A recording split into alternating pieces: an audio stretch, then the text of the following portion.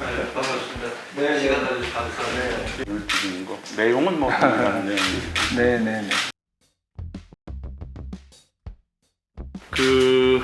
우리가 지난 대선 전에 1월 19일 날 바로 기자 회견을 우리 국회 소통관에서 한 적이 있습니다. 네. 그때 이제 지방대학의 어려움을 호소하고 그것을 타개할 수 있는 정책을 좀 마련해달라 하는 것을 대권 주자분들한테 전달을 한 적이 있고, 그 이후에 이제 윤석열 대통령이 당선되고 또 국정과제를 이제는 지방대학 시대다, 네. 이렇게 이제 내세우셨는데 그거에 반한 좀 정책이 나오는 것 같아서 저희 지방대학 총장님들을 비롯한 구성원 모두는 매우 그거에 대해서 지금 큰 어려움에 처할 것이라고 이 의견을 하고 있습니다. 근데 여기서 가장 중요한 것은 학령 인구가 지금 급감하고 있다는 겁니다. 그래서 우리가 1월 19일에 얘기할 때부터 우리 대학의 정원은 수도권이든 비수도권이든 상관없이 전체적으로 감축하는 정책으로 가야 된다. 이번에 반도체 인재 양성과 관련해서 수도권의 정원을 늘리겠다라는 발표가 있었습니다. 그거에 대해서 우리 지방대학에 계신 총장님들과 구성원들은 매우 좀 분노하고 있다고 할까요? 네. 이렇게 생각을 하고 있고, 전국 국공립대학과 사립대학의 주요한 대학의 총장님들이 오늘 다 이렇게 오셔서 국회 교육위원장으로서 꼭 기쁜 마음만으로 맞을 수 없다는 게 가슴이 아픕니다. 대학 교육의 수도권 집중으로 인한 격차는 어제 오늘의 일은 아닙니다. 근데 안타깝게도 그 격차가 점점 심해지고 있다는 것이 아주 심각한 문제라고 생각하는데요. 일례로 작년 대입에서 전국적으로 4만 명이 미달이 됐는데, 아시지만 수도권 대학들은 거의 정원을 채웠습니다.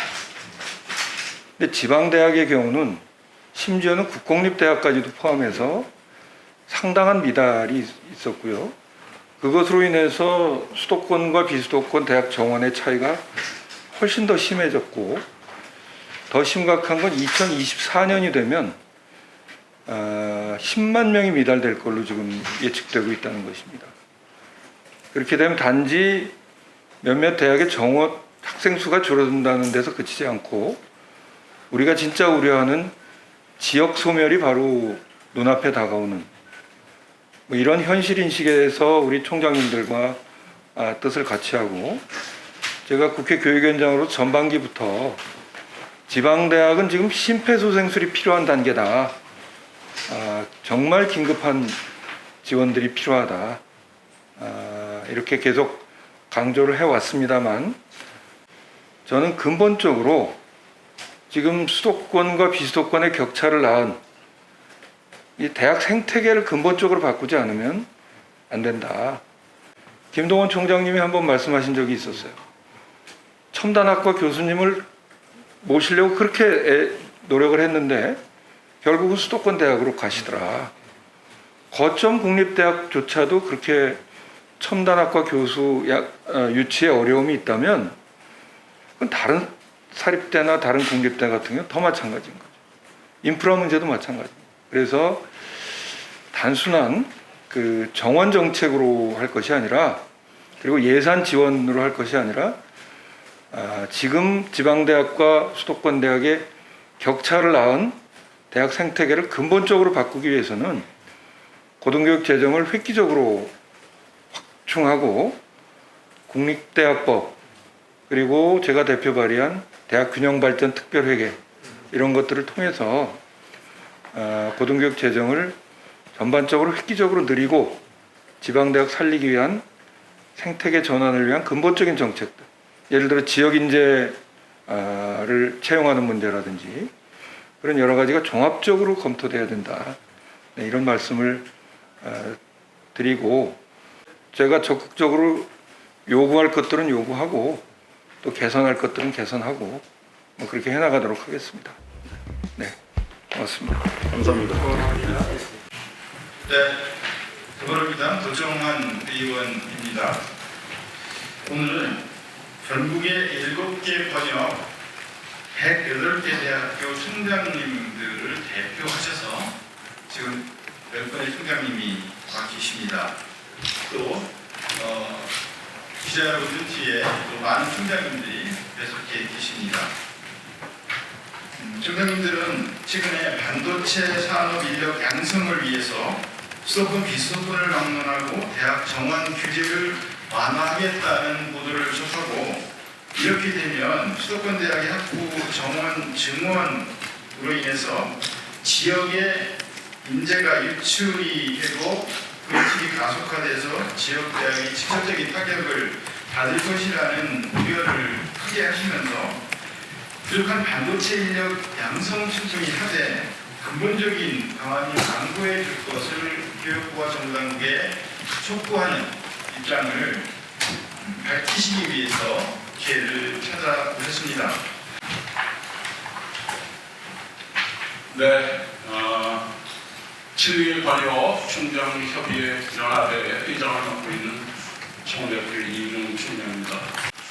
7개 번역 지방대학에는 127개 대학이 소속되어 있습니다만, 그중에 수도권 지역과 분교를 하고 있는 대학들이 상당수 있어 그런 학교들을 제외하고 몇몇 대학을 뺀 108개 대학이 이 뜻에 한마음 한뜻으로 동참해 주셨다는 말씀을 드리면서 제가 성명서를 낭독해 드리도록 하겠습니다.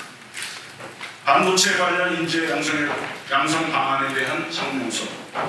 현재 지방대학은 학령인구 급감으로 인한 신입생 미달과 14년 동안 지속되고 있는 등록금 동결로 인하여 심각한 위기에 처해 있습니다. 또한 수도권 집중 현상으로 인한 지역 인재 유출로 지방 소멸의 우려와 함께 국가 균형 발전은 더욱 어려워지고 있습니다. 이러한 절박한 상황을 조금이라도 개선해보고자 7개 번역 대학총장 협의회 연합은 지난 1월 19일 국회 소통관에서 지역대학의 발전은 곧 대한민국의 국가균형 발전이라는 주제로 기자회견을 열어 지역대학 위기 극복을 위한 5대 정책을 청원한 바 있습니다. 특히 학생 공동화 현상으로 인한 지역대학의 위기는 국가적 재난이 될 것이 자명하므로 손실 보상금 수준의 구체적인 지역대학 예산 지원 방안을 마련해 줄 것을 요구하였습니다. 그런데 최근 반도체 산업 인력 양성을 위해 수도권, 비수도권을 막론하고 대학 정원 규제를 완화한다는 뜻밖의 보도를 접하게 되었습니다.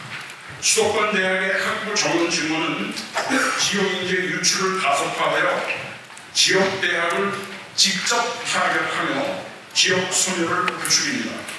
이에 우리 연합은 7월 8일 한국교육시설안전원에서 박순애 전 사회부총리 겸 교육부 장관과의 간담회를 갖고 정부의 반도체 산업인력 양성에 적극 공감하고 동참할 것이나 정원 규제 완화하는 방안에 대해서는 그 부적용과 폐해 등 심각한 우려를 전달한 바 있습니다.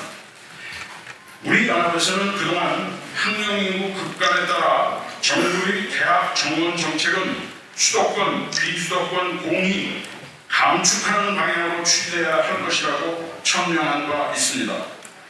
이는 윤석열 정부의 이제는 지방대학 시대라는 국정과제를 수행하기 위한 가장 핵심적인 과제로서 지방대학을 살리면서도 질 높은 첨단산업 인재로 양성할 수 있는 윈윈 전략이라고 판단됩니다.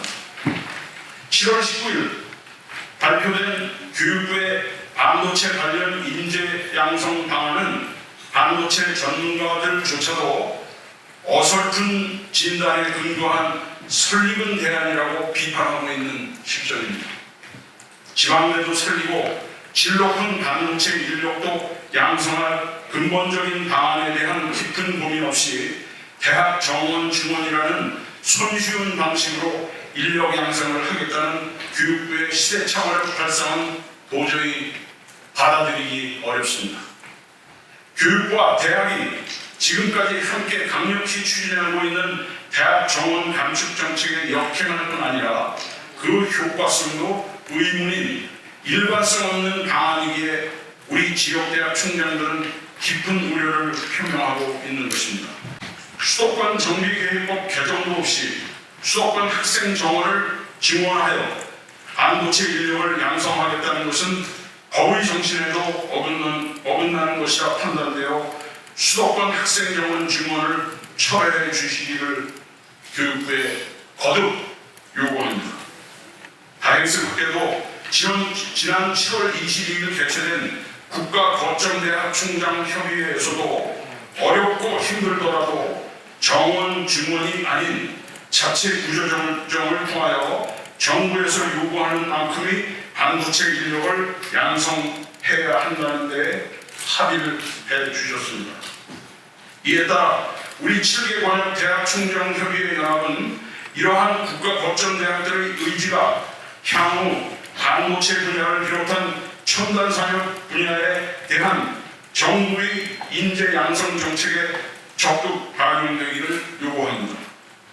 7개 관역 108개 대학 총장들은 한마음 한뜻으로 대학 정원 규제 완화를 통한 반도체 산업 인력 양성 방안을 철회하고 지난 7월 8일 7개 권역 대학 총장협의회 연합이 제시한 바와 같은 현실적이고도 효과적인 다양한 방안을 외면하지 말고 지방대도 살리고 부족한 반도체 인력도 충분히 양성할 수 있는 근본적인 방안을 강구해 줄 것을 교육부에 다시 한번 강력하게 요청하는 바입니다. 2022년 8월 30일 7개 권역 108개 대학교 총장 일동 이상입니다.